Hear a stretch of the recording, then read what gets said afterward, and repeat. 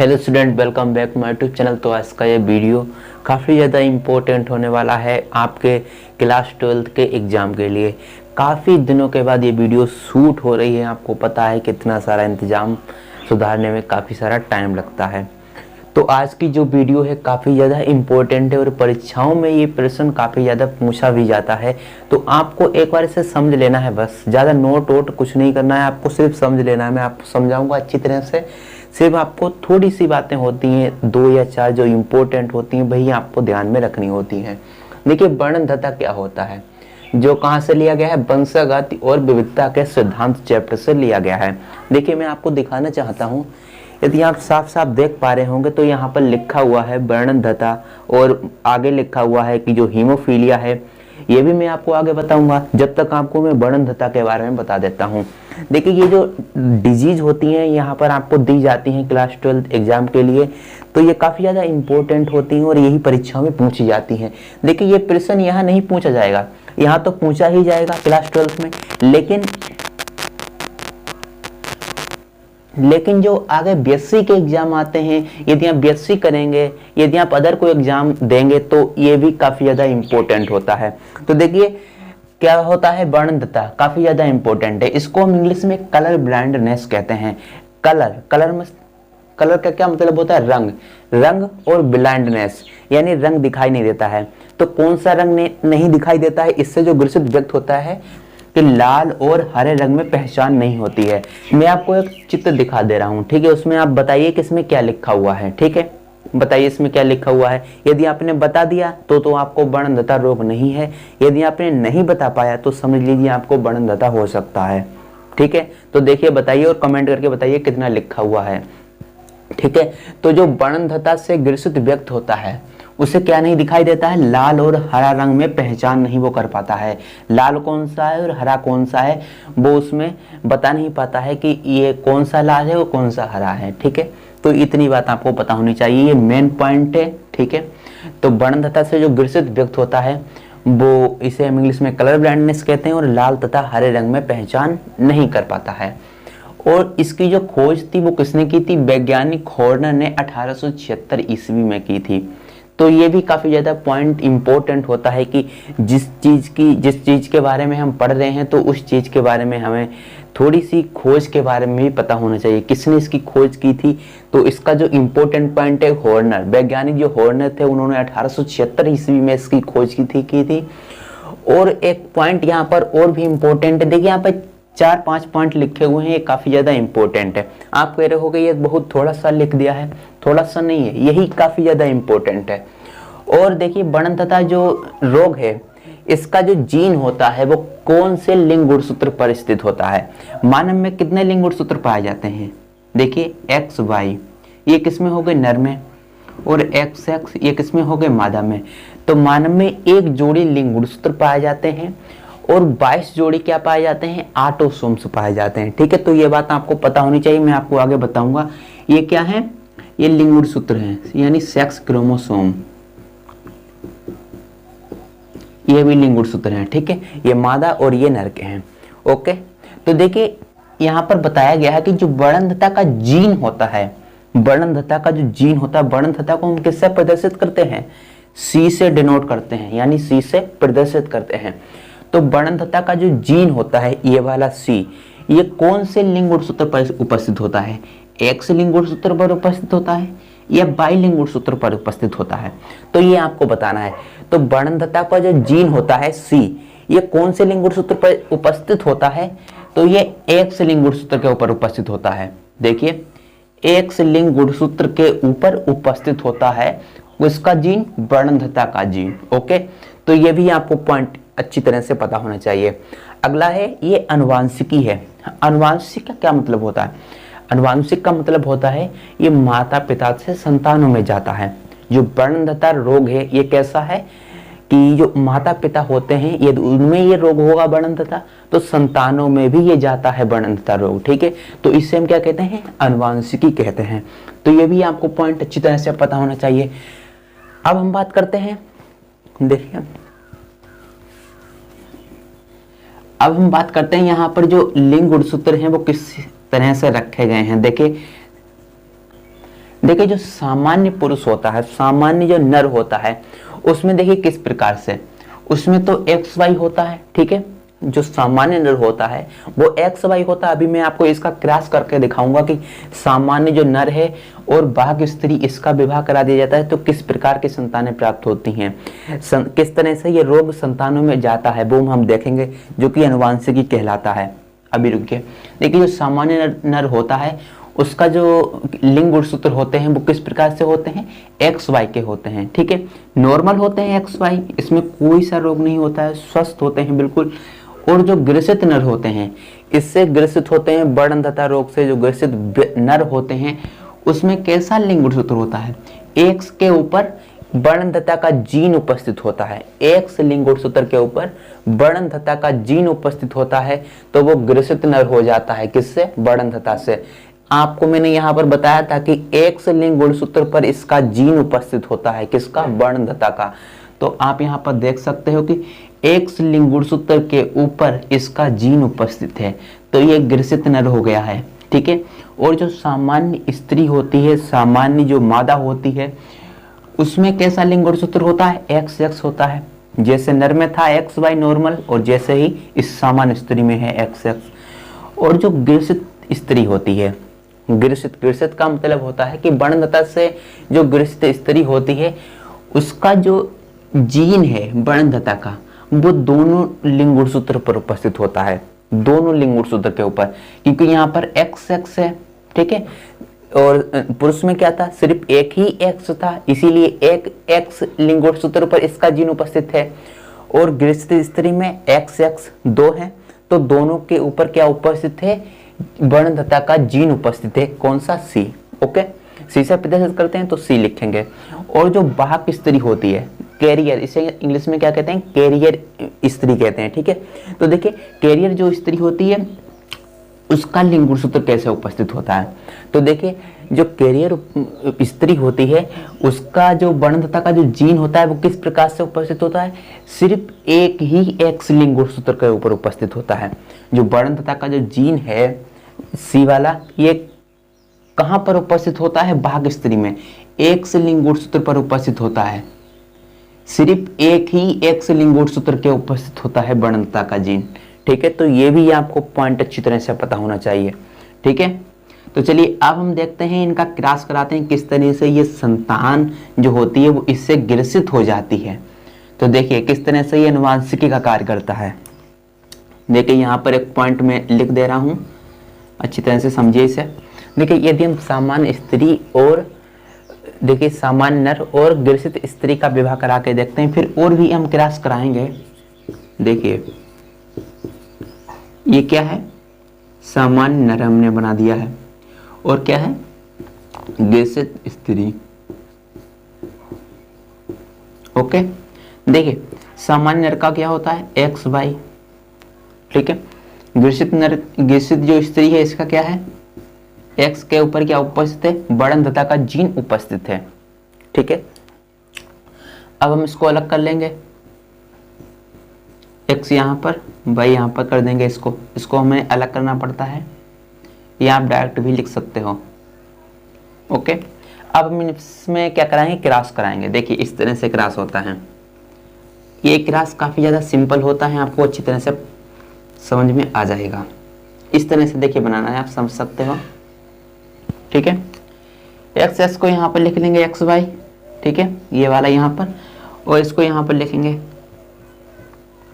ठीक है। अब करा देना है क्रॉस। देखिए यहाँ पर एक्स सी और एक्स, समझिए। अब एक्स सी वाई, ओके, यहाँ पर भी इसी तरह से और यहाँ पर भी इसी तरह से, ठीक है। अब आप यहाँ पर देखकर ही बता सकते हो कि क्या मिला है आपको। देखिए एक्स सी और एक्स, देखिए और कहीं है एक्स सी और एक्स, हाँ एक यहाँ पर है और एक यहाँ पर है, ठीक है। और एक्स सी और वाई ये यहाँ पर है, ये यहाँ पर है, तो इसको मैं अलग कर देता हूँ। एक्स सी एक्स, ये किसका जो गुणसूत्र है, ये किसका है, एक्स सी और एक्स, ये किसका लिंग गुणसूत्र है, एक्स सी और एक्स, ये बाहक स्त्री है, क्या है, ये वाहक वाहक स्त्री यानी वाहक लड़की पैदा होगी। ओके, यदि हम सामान्य नर और ग्रसित स्त्री का यदि विवाह करा देते हैं तो जो स्त्री प्राप्त होगी वो वाहक स्त्री प्राप्त होगी।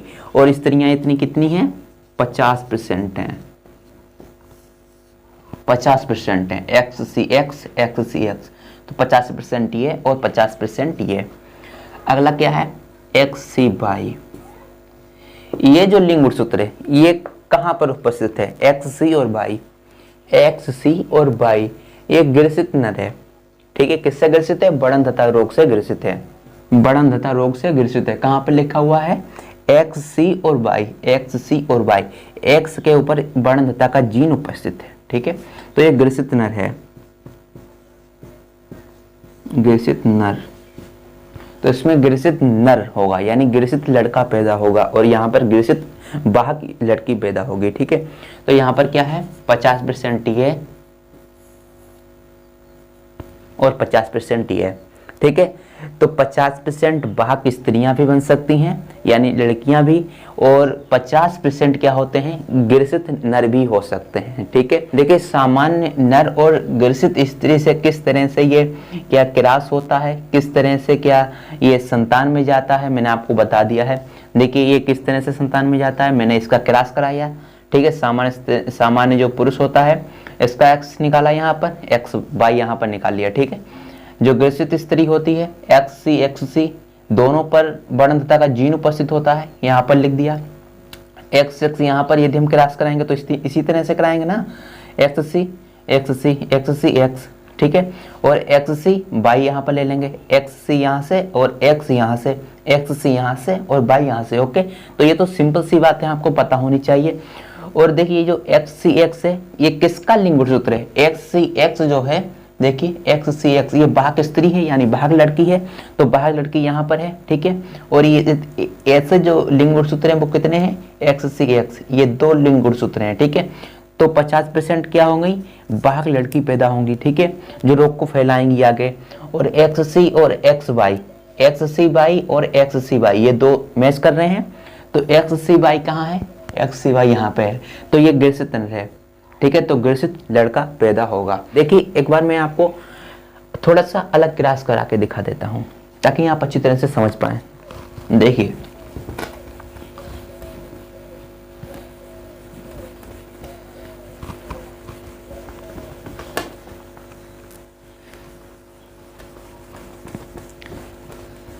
काफी ज्यादा सिंपल है और परीक्षाओं में पूछा भी जाता है, तो ऐसे ही आप लिख कर आ सकते हैं।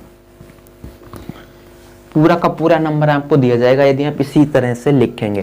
देखिए अब हम क्या कराने वाले हैं, देखिए अब हम ग्रसित नर, ताकि आपके सारे डाउट्स क्लियर हो जाएं।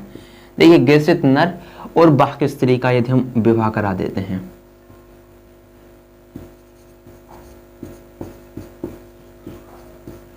देखिए ग्रसित नर का क्या जीन है, देखिए ग्रसित नर का XC और Y। ठीक है, इसी तरह से आपको देख लेना है और अच्छी तरह से पता लग जाएगा। और वाहक स्त्री है, इसका सिर्फ एक ही लिंग गुणसूत्र पर जीन उपस्थित होता है बड़नधता का। ओके, चलिए इसको हम अलग कर लेते हैं, या तो अलग ना करें तो इसी तरह से लिख सकते हैं। ठीक है,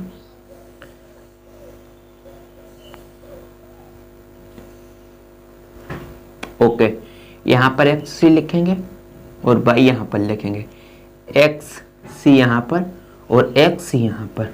ठीक है, अब देखिए हम क्या करेंगे, XC को यहां पर लिखेंगे और XC को यहां पर लिखेंगे। ठीक है, अब हम XC को यहां पर लिखेंगे, पहले XC को लिखते हैं फिर हम Y को लिखते हैं। अब हम X को लिखेंगे और XC को यहां पर लिख लेंगे। ओके, और हम X को लिखेंगे और हम Y को लिख देंगे। ठीक है, अब देखिए यहाँ पर जो ग्रसित नर और वाहक स्त्री का यदि हम विवाह करा देते हैं तो किस प्रकार की संतानें प्राप्त होती हैं। तो देखिए इसको हम अलग अलग करके लिख लेते हैं, XC XC और XCY। ठीक है, XCY यहाँ पर लिख दिया हमने, और XXXC। ठीक है, और इसको हम लिख देते हैं XY। देखिए सबसे पहले XC और XC देखिए कहाँ पर लिखा हुआ है, उधर देखिए XCX, ये ग्रसित लड़की है, ग्रसित लड़की। किससे ग्रसित है लड़की? बड़ंधता रोग से ग्रसित है। इस तरह की ये लड़की यदि इनका क्लास करा देते हैं तो इस प्रकार की लड़की प्राप्त होती है। किस प्रकार की? ग्रसित होगी बड़ंधता से। और XC बाई कहाँ पर लिखा हुआ है? XC बाई, उसके सामने लिखा है ग्रसित नर, तो ये ग्रसित नर होगा। किससे ग्रसित होगा? बड़ंधता से ग्रसित नर होगा, यानी ग्रसित लड़का। ठीक है, यहाँ पे ऐसा कह सकते हो। X और XC ये कहाँ पर लिखा हुआ है? X और XC। ठीक है, तो ये कौन सी स्त्री है? वाहक, रोग को फैलाएगी, ये वाहक स्त्री पैदा होती है। और X बाई, X और बाई ये क्या है? सामान्य, सामान्य नर है, सामान्य नर। ओके, अब हम यहाँ पर परसेंटेज किस प्रकार से निकालेंगे? तो देखिए परसेंटेज इस तरह से निकाल सकते हैं। 25% ग्रसित नर, 25% ग्रसित नर और ग्रसित लड़की थी। ठीक है, और 25% वाहक स्त्री, 25% सामान्य नर। ठीक है, तो आप समझ चुके हैं। चलिए इसको भी एक बार मैं हटा देता हूं।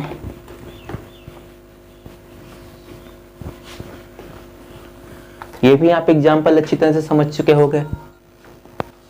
देखिए अब हम क्या करने वाले हैं, हमने सामान्य नर का करा दिया था, अब हम ग्रसित भी नर का हो गया। तो देखिए अभी हम क्या कराएंगे क्लास, देखिए सामान्य नर और सामान्य स्त्री से तो क्या होगा? वो तो सामान्य ही आएगा। तो हम कराएंगे, हाँ चलिए एक बार करा के दिखा देते हैं। सामान्य, सामान्य स्त्री। ठीक है, इन दोनों का क्या करा देते हैं? विवाह करा देते हैं। X बाई और सामान्य XX। ठीक है, क्रास देखिए, ये इनका क्रास इस तरह से आपको सिस्टमेटिक तरीके से लिखना है। X यहाँ पर, बाई यहाँ पर और X यहाँ पर। ठीक है, और X यहाँ पर। ठीक है, X यहाँ पर, बाई यहाँ पर लिखा हुआ है, ध्यान से समझ लेना। X यहाँ पर लिखा हुआ है, X यहाँ पर लिखा हुआ है, तो XX, X बाई, X यहाँ पर, X यहाँ पर। ठीक है, X पहले बाई बाद में। तो यहाँ पर हम देखते हैं X X और यहाँ पर 2 बार है, तो ये 50% हो गया। ठीक है, और ये क्या है? सामान्य। ठीक है, इस तरह से लिखना है, सामान्य। ठीक है, तो यहाँ पर हो गया है 50%। अब 50% हम यहाँ पर देख लेते हैं। 50% ये वाला हो गया है, 50% ये वाला देख लेते हैं। 50% क्या कह रहा है? X बाई, X बाई क्या है? सामान्य नर। ठीक है, और सामान्य नर। ठीक है, तो 50% ये, 50% ये। तो आई होप आप समझ पाए होंगे कि ये वर्णनता क्या होता है, कलर ब्लाइंडनेस। आगे हम बताएंगे आपको कि हीमोफीलिया क्या होता है। ठीक है, तो इसकी जो खोज की थी वो किसने की थी? वैज्ञानिक हॉर्नर ने 1876 में की थी। और इसका जो वर्णनता का जो जीन होता है वो X लिंग गुणसूत्र के ऊपर उपस्थित होता है। यहाँ पर देख सकते हो X ही लिंग गुणसूत्र पर उपस्थित है। देखिए यहाँ पर डबल है तो यहाँ पर दोनों पर है, और जो वाहक होती है तो इसके ऊपर सिर्फ एक ही X लिंग गुणसूत्र पर इसका जीन उपस्थित होता है, चाहे यहाँ पर कर दीजिए चाहे यहाँ पर। ठीक है, और जो इससे ग्रसित व्यक्त होता है उसे लाल तथा हरे रंग में उसे पहचान नहीं होती है। ठीक है, मैं आपको एक इसका डायग्राम दिखा दे रहा हूँ, यदि आपको होगा तो आप उसमें से पहचान नहीं पाएंगे उसमें क्या लिखा हुआ है। यदि आपको ये रोग नहीं है तो आप अच्छी तरह से उसे पहचान सकते हैं। देखिए इसे किससे प्रदर्शित करते हैं? सी से प्रदर्शित करते हैं कि कलर ब्लाइंडनेस है तो सी का पहला लेटर यहाँ पर उठा लिया है, और यहाँ पर क्या है? आनुवांशिक है, माता पिता से संतानों में जाता है। तो ये आपको अच्छी तरह से पता लग गया होगा कि क्या होता है ये बड़ंधता रोग, और मैंने आपको सिस्टमेटिक अच्छी तरह से बता दिया है। ठीक है। सामान्य नर का XY, ग्रसित नर का जो होता है X के ऊपर इसका जीन उपस्थित होता है वर्णनता का, तो यहाँ पर आप देख सकते हो। और सामान्य जो होती है स्थिति तो उस पर XX, और ग्रसित स्त्री जो होती है वो उसके ऊपर XC, यानी दोनों पर क्या होता है वर्णनता का जीन उपस्थित होता है, तो ये ग्रसित हो जाती है। और जो वाहक होती है सिर्फ उसके ऊपर क्या होता है, सिर्फ एक ही X लिंगोत्तर के ऊपर वर्णनता का जीन उपस्थित होता है, चाहे आप यहाँ पर लिख दीजिए वर्णनता का जीन, चाहे आप यहाँ पर लिख दीजिए, ठीक है, बात बराबर रहती है। तो आई होप आप समझ पाए होंगे कि क्या होता है वर्णनता। काफी सारे डाउट्स थे तो सारे क्लियर हो गए। तो चलिए फटाफट से लाइक कीजिए और कमेंट करके बताइए और कौन सी वीडियो चाहिए आपको। देखिए आगे हम आपको बताऊंगा कि जो हीमोफीलिया होता है वो क्या होता है हीमोफीलिया, और कई सारे यहाँ पर टॉपिक हैं और कई सारे टॉपिक मैंने आपको करा भी दिए। यदि जो भी टॉपिक नहीं समझ में आ रहा है तो आप कमेंट कीजिए, वीडियो उसके ऊपर आपको मिल जाएगी। तो आई होप आप समझ पाए होंगे क्या होता है वर्णनता। तो चलिए अब हम मिलते हैं अगली वीडियो में एक नए टॉपिक और नए इंपॉर्टेंट क्वेश्चन के साथ। तो जब तक के लिए जय हिंद जय भारत।